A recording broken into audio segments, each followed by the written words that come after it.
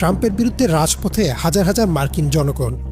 বিক্ষুব্ধ জনতা ট্রাম্পের বিভিন্ন নীতির বিরুদ্ধে স্লোগান দিচ্ছে, আর পাশাপাশি ইরানের সাথে চলমান যুদ্ধবন্ধেরও দাবি জানাচ্ছে।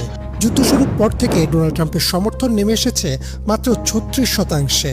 এমন অবস্থায় কি করবেন ট্রাম্প? যুদ্ধ বন্ধ করে নিজের জনগণের দিকে মন দিবেন, নাকি ইসরায়েলের এজেন্ডা বাস্তবায়ন করে যাবেন? ডোনাল্ড ট্রাম্পের দ্বিতীয় মেয়াদের শাসনকালে তার গৃহীত বিভিন্ন নির্বাহী সিদ্ধান্ত এবং শাসনের ধরনের বিরুদ্ধে মূলত ফুঁসে উঠেছে মার্কিন জনতা।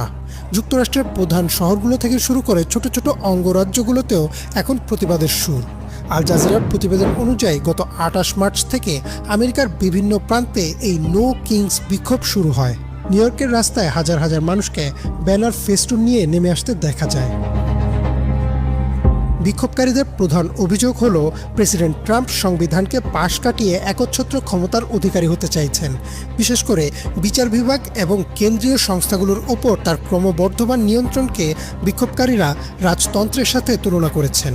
রয়টার্সের তথ্যমতে বিক্ষোভকারীরা মনে করেন ট্রাম্প নিজেকে আইনের ঊর্ধ্বে ভাবছেন এবং আমেরিকান গণতন্ত্রের মূল ভিত্তি চেকস অ্যান্ড ব্যালেন্স বা ক্ষমতার ভারসাম্য নষ্ট করছেন। মূলত আমেরিকায় কোনো রাজা চলবে না, এই বার্তা দিতেই আন্দোলনের নাম রাখা হয়েছে নো কিংস।